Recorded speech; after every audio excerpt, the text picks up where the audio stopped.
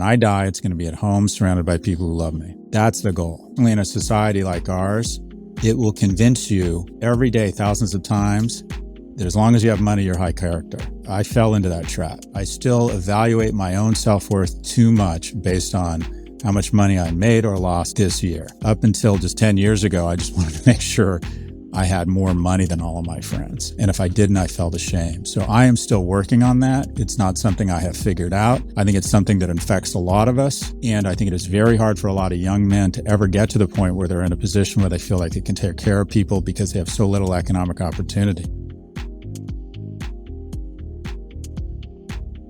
Hey everyone, Scott Galloway here. Today on The Lost Boys, Anthony Scaramucci and I dig into a big question. What does it mean to be a man today? We explore how masculinity is evolving and what that means for relationships, families, and community. I share the principles I try to live by, and Anthony opens up about the values he learned from his father. Let's bust right into it. Welcome to Lost Boys, the podcast where my friend Professor Scott Galloway and I dig into the unique challenges young men are facing today and what we can do about it. In this episode, Scott and I talk about the changing definition of masculinity and how that impacts young men's lives, relationships, and families. You'll hear Scott's definition of what makes a man today and a story of the best thing I was ever forced to do. Here's my conversation with Scott Galloway. We're going to focus on what it means to be a man and how young men need to be engaged with their family and their community. And so, for me, I'll just speak for myself briefly. I've always felt this. I've always felt three or four things about my life. Number one, charity starts at the home. Mm-hmm. Number two, I'm still connected to my roots. I am talking to you right now from a home that's 2 miles from where I grew up, in the neighborhood that I was in. Many of my cousins have, unfortunately, some of them have done very well. Some of them have not done well.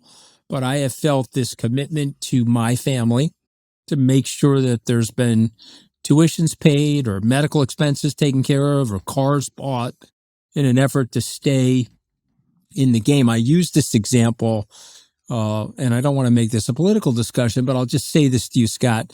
There are two families, and you tell me which family is going to do better. There's one family where it's a blue-collar family, and there's one kid in the family who's done very well, and they have made a decision to help out the other family members, and again, I'm not talking about buying Mercedes, but just making sure that there's cars available or medical care and things like that. The second group, they have one person that's done very well, but they charge admission to their swimming pool. Which family do you think from a from a holistic perspective is going to do better? And by the way, you can apply that to the world because the United States has got 4% of the population, 26% of the economic output. And we got to be very, very careful. This is a masculinity issue, and it does spill over into politics, by the way, but we have to think about who we are as people and how we want to define ourselves inside of our families and our communities. What are your thoughts there? So I've struggled with trying to come up with a series of constructs that people can hold on to turn to around masculinity that doesn't in any way diminish femininity or doesn't in any way acknowledge the challenges that women still face. I'm struggling with it. I'm writing a book on it, and I have not figured it out or how to thread that needle. But one construct I have come up with is that I say it as concentric circles of masculinity, and that is the core circle is you got to take care of yourself. You got to be strong. You got to be mentally healthy. You got to surround yourself with people to make you feel good about yourselves.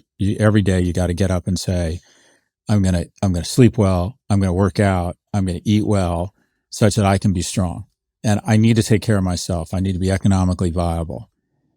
Once you achieve that and you've taken care of the core, you got to fix your own oxygen mask first. That's what they tell you on a plane. You can't save other people if you're not healthy, if you're not strong. That's the first thing you got to do. Once you achieve that, you go to your second circle, and that is you really help take care of your immediate family. And I know a lot of men who are just so impressive on every exterior dimension, and I don't think of them as real men because they have a shitty relationship with their family and their kids, and they don't take care of them.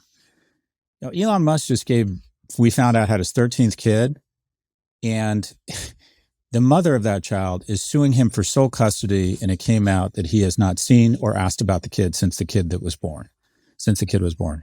That's the exact opposite of masculinity. Your circle outside, once you can take care of yourself, and if you're worth 400 billion, you can take care of yourself, is you take care of your immediate family. Otherwise, you just fail every metric as far as I'm concerned. And that means a lot of forgiveness.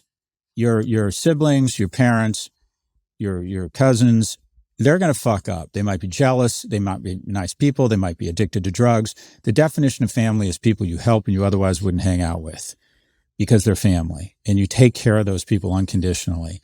The next circle out is extended family in your community. The next circle out, I think, is trying to take care of citizens.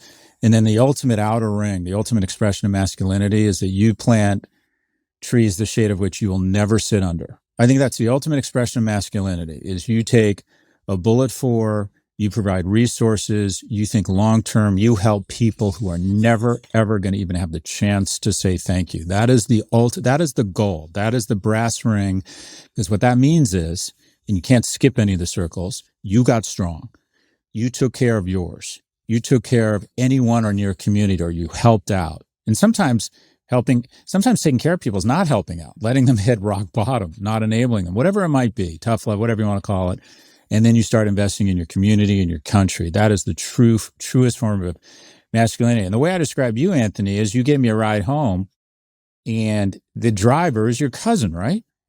Yeah, it's my second cousin. Exactly. Your second my cousin. So yep.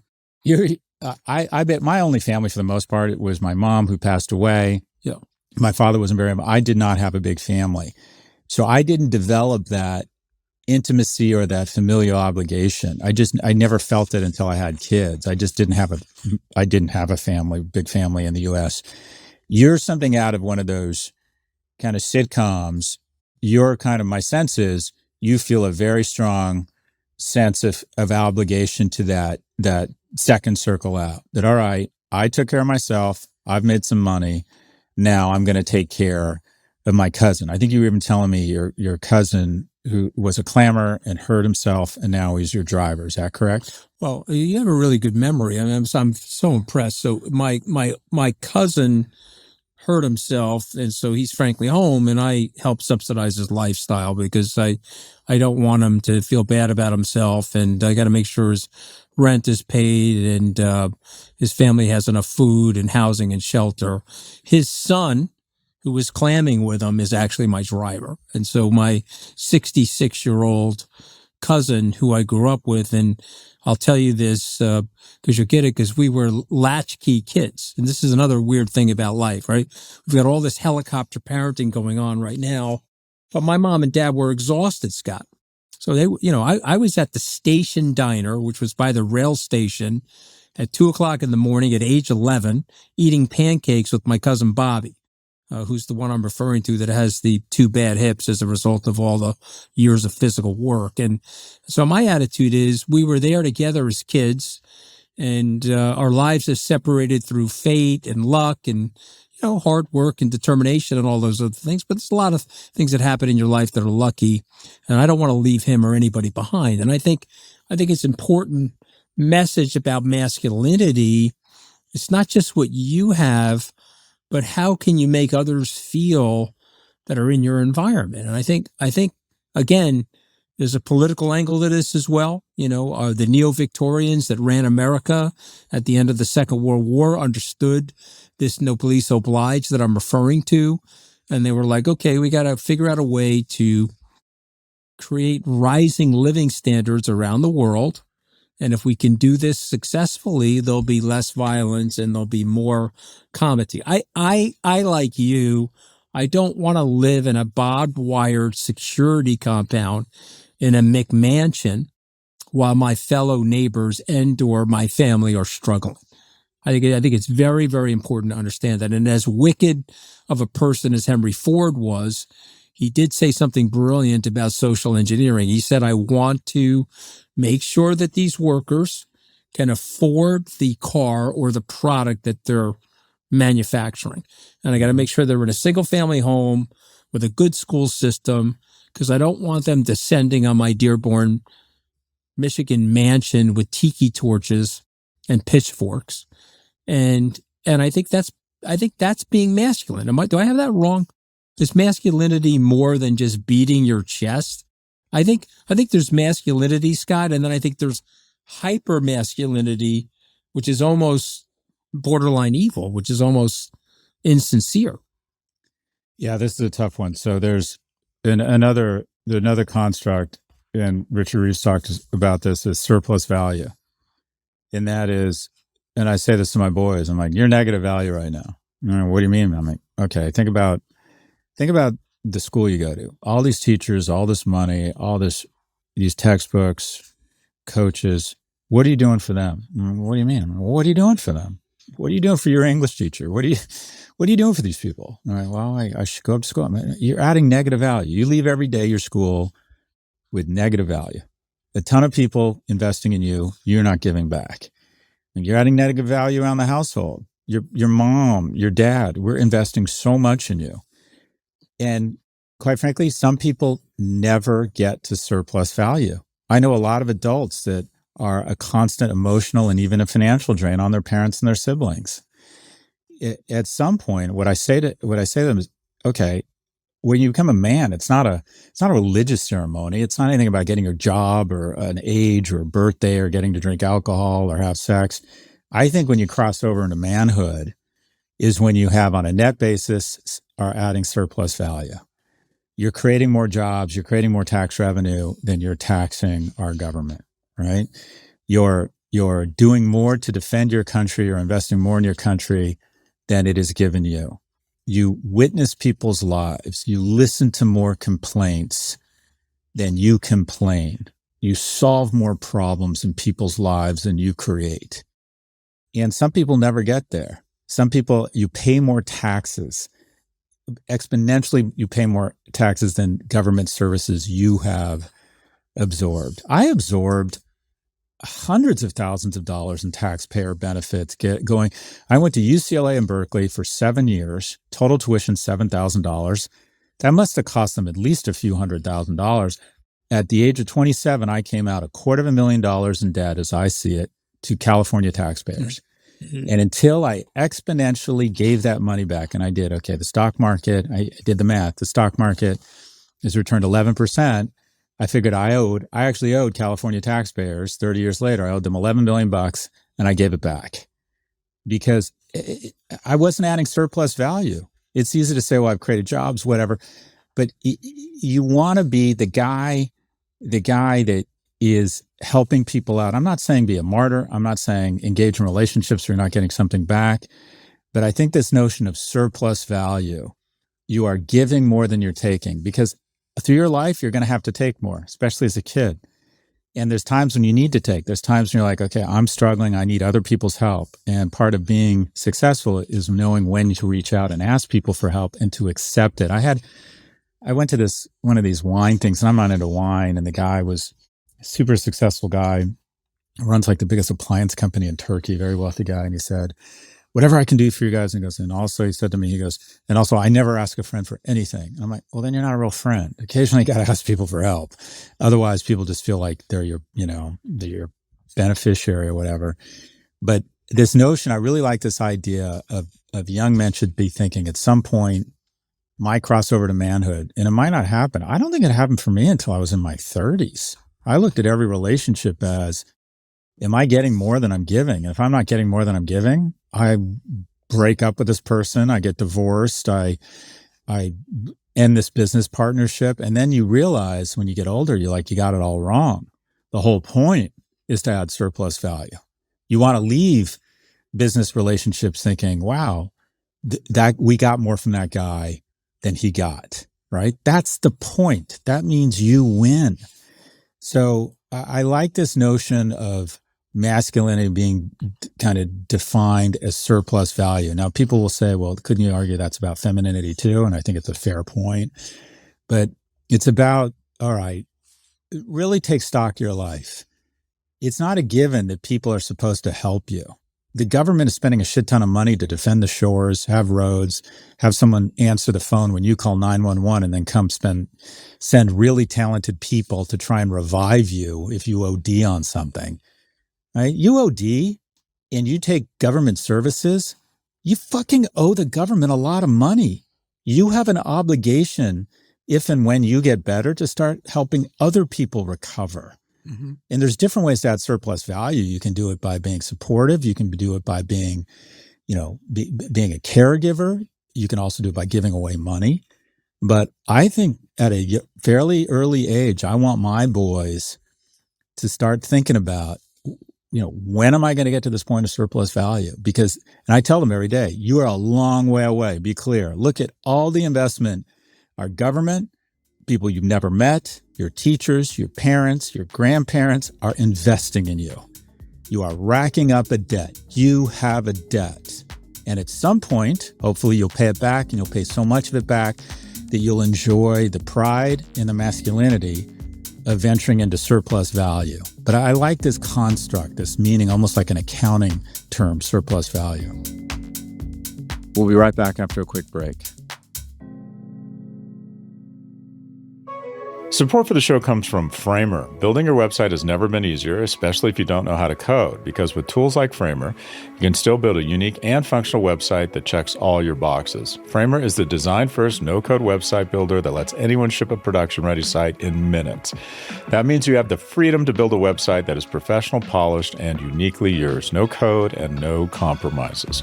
Built-in AI will handle the heavy lifting by generating starter layouts and the coding behind the scenes. You'll be able to A/B test your design, set up funnels, and see exactly where people click, all from one place. And once you're ready to publish, Framer handles hosting, blazing fast load times, and SEO while you sit back, put your feet up, and do literally anything else with your time. Ready to build a site that looks hand-coded without hiring a developer? Launch your first site for free at framer.com and use code Prof G to get your first month of pro on the house. That's framer.com, promo code Prof G. Framer.com, promo code Prof G. Rules and restrictions may apply. Yeah, I did something as a youth that I did not want to do. My old boss, Jeff Boise, who is an amazing guy, head of investment banking at Goldman, brought me into his office. I was 27 years old. And he said, okay, you're now a student sponsor. I said, excuse me? He says, yeah, you're going to go up to the Bronx. You're going to find a kid and you're going to sponsor them. You're going to take a piece of your salary and you're going to pay for this kid's Catholic school education up in the Bronx. And I was like, I don't want to do that. First of all, I don't have the money. Secondly, I've got my own school debt and I actually don't want to do this. And he said, well, that's fine, but you're doing it. This is a direct order from me. And so I actually did it. And I'm not embarrassed to tell you I didn't want to do it. But I went up to the Bronx, met the 13-year-old boy, got him into the Monsignor Scanlon Catholic school. His public school education was a disaster, Scott. Could barely read or write. All right, so now I'm invested. I got him a tutor. Then I sat with him on the weekends. And then I drove him around in my little Honda Civic, my 1987. This is 1992. This is my 1987 Honda Civic. And now I'm invested. Then I helped him find a foster dad. And then I helped him pay for his 2-year SUNY Old Westbury associate's degree. And he's now in Hudson Yards working security with a wife and 3 kids. And he's got a real job and he's got a real life. And it's 32 years later and we're still very, very close. And it's one of the most meaningful, I'm not patting myself on the back, I'm just pointing out to be it's one of the most meaningful things I've done in my life. And I learned more from him than I did. And I believe this, I learned more from him than he learned from me. And I'll tell you this, and my brother wouldn't mind me telling you this because we're very close and he is someone that got addicted to drugs and spends a lot of time in drug counseling, spends a lot of time sponsoring people. When my brother entered drug rehab for the first time, this young African-American kid was 16. He's now 46. It was 30 years ago. And he turned to me, oh, you white people have the same problems that we do here in this black community?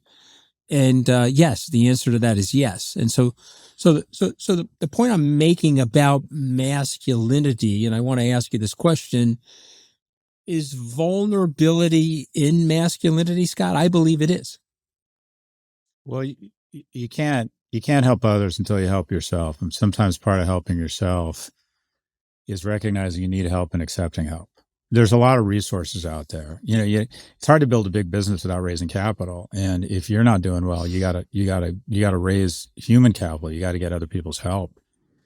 Otherwise, you're never gonna, much less take care of yourself. You're never gonna be in a position to take care of others. And what you reached at a much younger age than I did was that sense of surplus value and masculinity. And the sense is, you were helping out a kid when you didn't have a lot of money.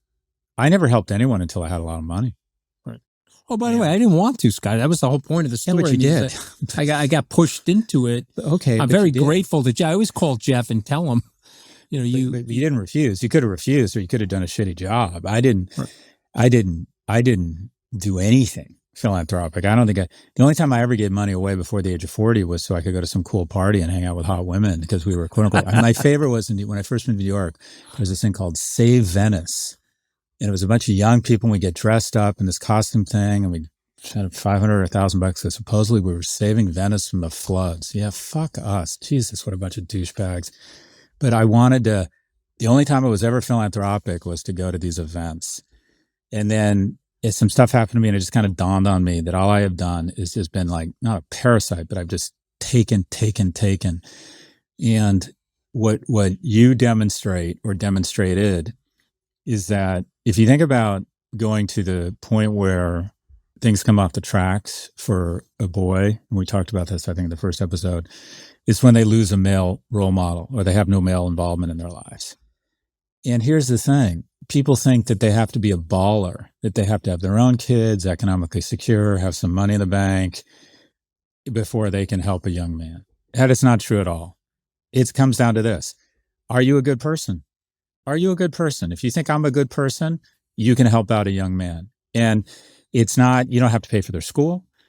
You don't have to have amazing advice, amazing life experience. You just have to be there and show a boy that you as a good person are interested and invested in their success, that you think they have value. That's it. If you can clear that bar, you can add a lot of value to a boy's life. And I think there are millions of men out there that maybe don't have their own relationships, don't have their own kids, and they think, well, I'm not a baller. I can't help a young man, or I shouldn't get involved. No, nonsense. Are you trying to lead a good life? Are you a good person? Do you think you could show up and show a boy that he has worth by just spending time with him? Then you are in a great, that is 90, young men don't look up and think, oh my gosh, this guy, he's the head of M&A for a bulge bracket investment bank. They don't give a shit about that. They just want someone to take interest in their life and listen to them, maybe give them a ride, maybe take them to a ball game, maybe listen to them, whatever it might be, just kind of be there. And they will start, by virtue of you being there and showing up and taking an interest in their life, they're going to say, okay, this nice man who's leading a virtuous life thinks I have value. And if you do that enough times, the kid will start to believe it, that he has value. And this is the point of failure. The single point of failure is when a boy loses a male role model. And I would like to see immediately in family court, 1 out of 3 men has no contact with their children after 6 years. Some of it is their fault. Some of it is family court. Family court is very biased against men. You know, a guy loses, he's almost always custody is given to the mother in the relationship. It is very hard sometimes because of financial reasons for the man to stay involved as much as he'd like in the child's life. Also, quite frankly, I think a lot of spouses are so angry. I think there's so much rage that they weaponize the kids against each other. And whoever is living with the kids wins. I mean, occasionally, you know, they might say, oh, mom or dad. 92% of the time, the kids go to the mom. And I have seen this firsthand. The kids are weaponized against dad. And sometimes they deserve to be, because dad basically abandoned them. My father basically took off. But I've seen other situations where essentially the guy or essentially the man has real trouble staying involved. And I think there needs to be a zeitgeist that the moment, either through death or divorce or disease, there are no longer men involved in a boy's life, the community has to get involved in putting men back into that kid's life. And then immediately you hear this woke bullshit of, well, what do you mean? Women can't serve that role? No, they can't. They can't. Boys need men in their lives. And what's interesting is if you look at the studies, in single parent homes, girls have the same outcomes, same rates of college attendance, same rates of self-harm. What it ends up is that while boys are physically stronger, they're mentally and emotionally weaker. And here's a crazy stat. 2 15-year-olds sexually molested. A boy and a girl, the boy is 10 times more likely to kill himself later in life. They're weaker. That doesn't make either crime any less heinous. But the reality is boys are emotionally and psychologically, they're weaker. And so I think we have to pay more attention to, all right, it just should just be a common sort of approach or cultural norm that the moment a boy does not have male role models or men involved in his life, we've got to get men involved in his life. And it used to be coaches. Now after school programs are being cleared out, right? It could have been the military. And you have millions of boys now who the first male role model they have is a prison guard. So, and I've said this a bunch. I said this on Bill Maher. If we want better men, then we have to be better men. That we have to immediately move in. And here's the good news. You think, well, I'd like to help. I'm one of those men. There's this great movie, Magnolia. Actually one of Tom Cruise's better films. I think it's Paul Anderson. And the guy in it, great actor, I forget his name. He's a bartender and he says, I have so much love to give. I just don't know where to put it. And I think there are so many men out there who are good men who have love to give, fraternal and paternal love, and they just don't know where to put it. It's really easy. Find a single mother at your workplace, amongst your friends, your extended family, wherever it is, or a boy who's struggling, and ask the mom or even the dad or the parents, is it cool if I hang out with this kid? Would he like to go to a ball game with me? Would he like to come over and wash my car? Would he like to hang out? They are these young men who are kind of wandering, for lack of a better term, are everywhere. They are everywhere. You will find them at work. The easiest way is to find the single mothers, and you're going to find the mothers are so receptive, to this type of involvement because they get it. They immediately realize there are just certain things that a mom can't do for her son. There's just a certain relationship. I don't know if it's the depth of the voice, the size, ability to open up. There's a phenomena, I think of myself, and I'm sure you do, as being great dads. Once your son hits 14 or 15, he's more likely to listen to your friends than you. Amen. He's more likely. That's why I'm sending all my kids your way, Galloway. Okay, all my kids are coming your way. And mine to you. But you realize this is what I do for a living. I'm boasting now. I get a large number of young men asking me for help. Do you think my son's ever asked me for advice? No way. Dad's an idiot. Dad doesn't know. But just we have about 1 minute left, and I just want to finish up on this one thought. I want you to channel it, and I'm going to give you a minute to say it. So I want you to think about your self-worth. How much is it tied to your philosophy, your principles, your parenting, your money? Because there's many different ways to describe wealth. And so let's pretend channel your Gordon Ramsay for a second. And I've never watched Gordon Ramsay, but I think I know. Meaning you're a cook. You got to put one part this, one part that into the. Anthony, I just the honest answer is I get 90% of my self-esteem from my money. It's pathetic. Okay. It's growing. The 10% that's growing is I want to be a good citizen. I want to raise patriotic, loving men. But I got to be honest, my whole life, I've identified my self-worth based on money. And I realize it's unhealthy. It's been, I won't call it an obsession, but it's been a severe focus of mine. And just not until 10 years ago did I said, okay, money's the ink in my pen, but it's not my story. You can write certain chapters. It can make certain chapters burn brighter, but I got to focus on other things. And now I've decided my purpose is to raise, again, loving patriotic men, and also to try and, like we were saying before, help people I will never meet. That's why I am here. But until 10 years ago, my self-esteem or lack thereof came from money and women. And I don't think I had a lot of strong values. I don't think I had a very strong base. I didn't have any religious code. My dad wasn't that involved in my life. I don't think I had a strong moral footing or grounding. I think whatever character I had established to that point, I was never mean. I was never a bad person, came from my friends. But it wasn't until well into my 40s that I started realizing that character is a lot more than how much money you have. I didn't get that. And unfortunately, in a society like ours, it will convince you every day, thousands of times, that as long as you have money, you're high character. And I fell into that trap. And I'm still too focused on money. I'm still too, I still evaluate my own self-worth too much based on how much money I made or lost in this year.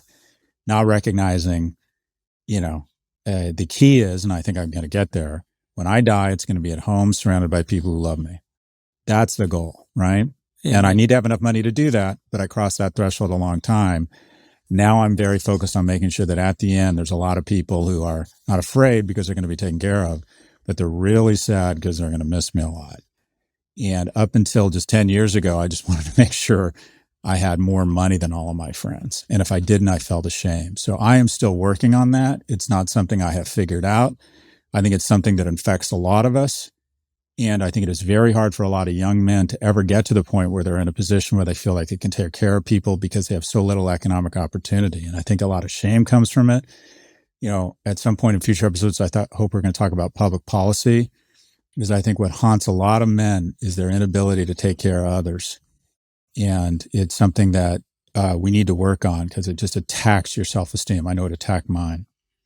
Well, listen, it's brilliant. It's brilliant on so many different levels, but it's extremely honest. I would say the same thing about myself, but I think as I've gotten older, I want to impart to people that there's a blend of things that are equally important. And I've seen people that have become overly focused on money, not where it's 90% Scott, or it's 110%. Yeah, it's everything. And they've driven themselves crazy. But all right, well, this has been a terrific day, and I appreciate your time this morning.